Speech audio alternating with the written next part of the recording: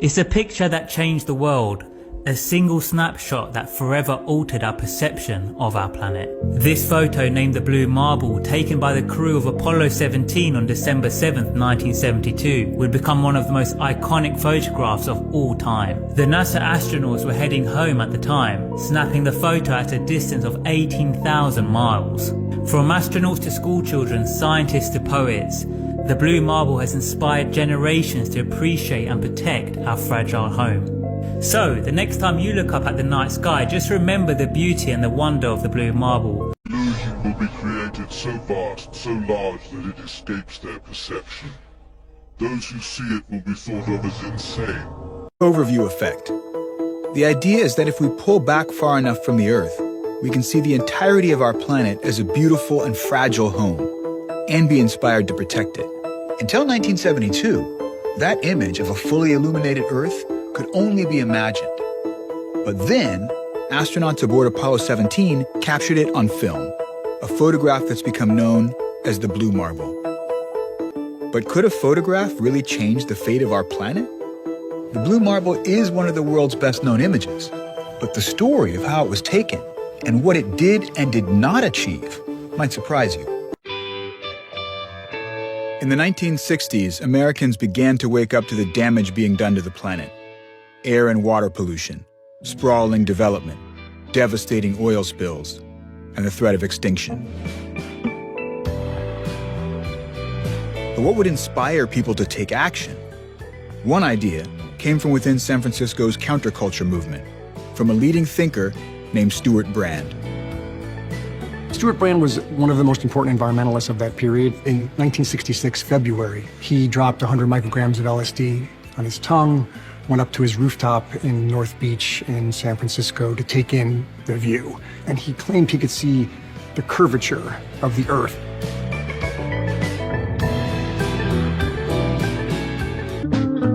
Brand spent the rest of that acid trip trying to figure out how he could communicate this big idea to the world. His conclusion? We needed a photograph of the full Earth.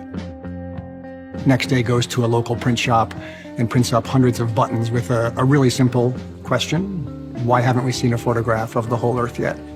And then he sends them to politicians in DC, politicians in the Soviet Union, scientists at NASA, and all of a sudden, within 3 months, the story goes that engineers and scientists at NASA had his buttons on their lapel pins.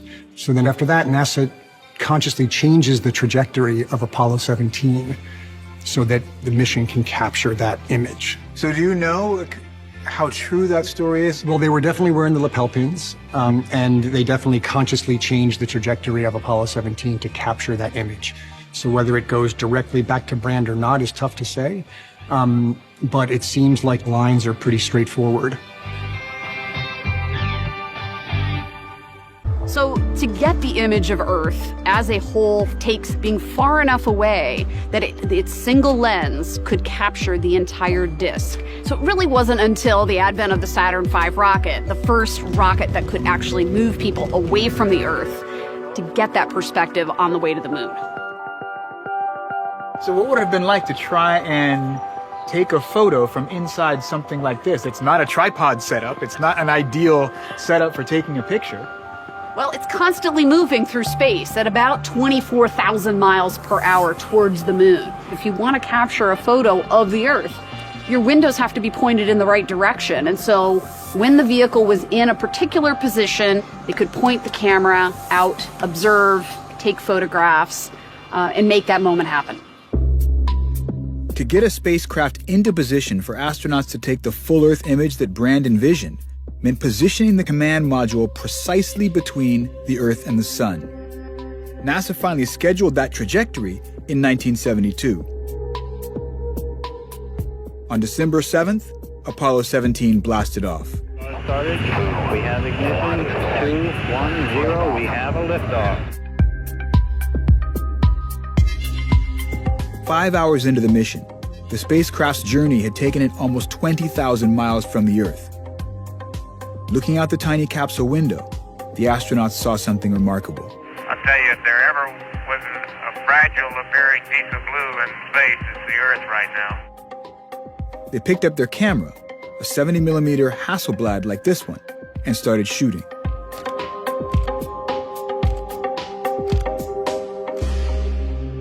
Among the images they captured was the one that Brand had dreamed about, a fully illuminated view of our planet. With no orientation in space, the original photograph was what we would consider upside down. It would need to be rotated and cropped to turn it into the image we know today. That happened as soon as Apollo 17 returned to Earth on December 19th. 4 days later, the Earth image was released to the press and went viral.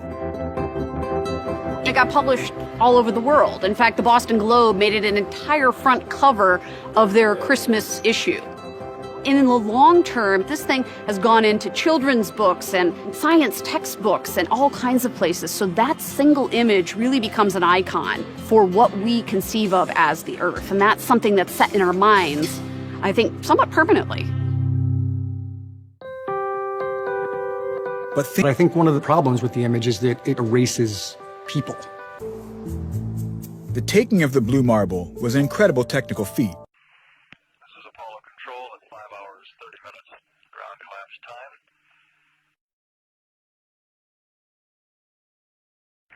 That view of the Earth for Rev there was something I was looking forward to and was not disappointed. That's great. Could you give us our distance from the Earth, please? 18,100, Fido says. Okay, and I suppose we're seeing as 100% full Earth as we'll ever see, certainly as I've ever seen. But these kind of views that stick with you forever. Did you get any pictures of that, Jack? Oh, yeah, we got some pictures earlier. I'm going to get another one here in a minute. I'll tell you, if there ever was a fragile, appearing piece of blue in space, it's the Earth right now. Captain Caveman! Captain Caveman! Everyone has taught these lies when they go to school, but I won't go back to the ball. Everyone has taught these lies when they go to school, but I won't go back to the ball. Everyone has taught these lies when they go to school, but I won't go back to the ball. Everyone has taught these lies when they go to school, but I won't go back to the ball. Everyone has taught these lies when they go to school, but I won't go back to the ball. Everyone has taught these lies when they go to school, but I won't go back to the ball. Everyone has taught these lies when they go to school, but I won't go back to the ball. Everyone has taught these lies when they go to school, but I won't go back to the ball.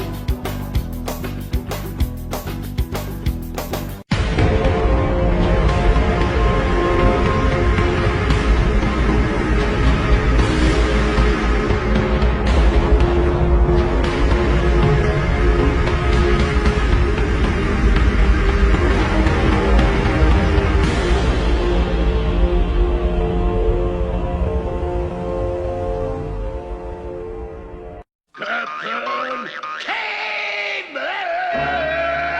Captain Caveman!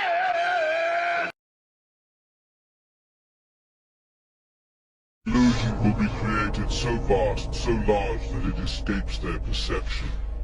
Those who see it will be thought of as insane. Illusion will be created so vast, so large that it escapes their perception. Those who see it will be thought of as insane. On the 7th of December 1972, the crew of the Apollo 17 spacecraft took the iconic blue marble photograph of the Earth. Apollo 17 was launched from the Kennedy Space Center at 12:33 a.m. on the 7th of December. Around 5 hours later, when the spacecraft had left Earth orbit and begun its course towards the Moon, the three-man crew all began taking photographs with a 70mm Hasselblad camera fitted with an 80mm Zeiss lens. By this time, they were approximately 29,000 kilometers, that's 18,000 miles, away from Earth. This was far enough away for the entire planet to be seen through the spacecraft's windows. Since the onboard camera did not have a viewfinder, it was necessary to take a sequence of photographs with slightly different aim in order to ensure a successful image. Because of this, the actual photograph was upside down, with Antarctica at the top, but it still captured the entire globe, stretching from the Mediterranean Sea to the South Polar ice cap. The image was released by NASA on the 23rd of December, 4 days after the spacecraft successfully splashed down in the Pacific Ocean. It was immediately seized upon by the press, who printed the blue marble on front pages across the world. Subsequent analysis of the mission transcript suggests that lunar module pilot Harrison Jack Schmitt took the photograph, but NASA has always credited the crew as a whole, while the astronauts themselves were also known to accept joint recognition. Apollo 17 was the final mission of the Apollo program, marking the last time humans travelled beyond low Earth orbit or set foot on the Moon. Consequently, although a number of whole Earth images have been taken since, these have all been produced by unmanned spacecraft. Illusion will be created so vast, so large that it escapes their perception. Those who see it will be thought of as insane.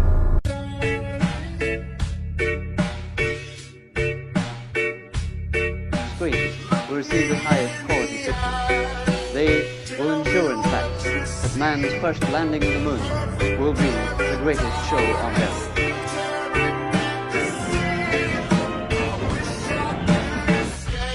Prime Minister, we weren't allowed to take a sound camera into the tracking station for technical reasons. What did you say to the staff in the tracking station here at 26th? Well, I asked them what all the little wiggly green lines were and what the various noises coming out of bits and pieces of the equipment were, and got answers which I wouldn't pretend thoroughly to understand. I think perhaps the best way of saying what I felt when I was in there was that I was blinded by science. Prior to the space age, the blue ball in space had similarly dwelt in the theoretical realm. The classroom and cinema only guessed at what she looked like. But lo and behold, the darling of post-Enlightenment folktales. Overview effect. The idea is that if we pull back far enough from the Earth, we can see the entirety of our planet as a beautiful and fragile home, and be inspired to protect it. Until 1972, that image of a fully illuminated Earth could only be imagined. But then, astronauts aboard Apollo 17 captured it on film, a photograph that's become known as the blue marble. Humans began to wake up to the damage being done to the planet. Air and water pollution, sprawling development, devastating oil spills, and the threat of extinction. But what would inspire people to take action? One idea came from within San Francisco's counterculture movement, from a leading thinker named Stewart Brand. Stewart Brand was one of the most important environmentalists of that period. In 1966, February, he dropped 100 micrograms of LSD on his tongue, went up to his rooftop in North Beach in San Francisco to take in the view. And he claimed he could see the curvature of the Earth.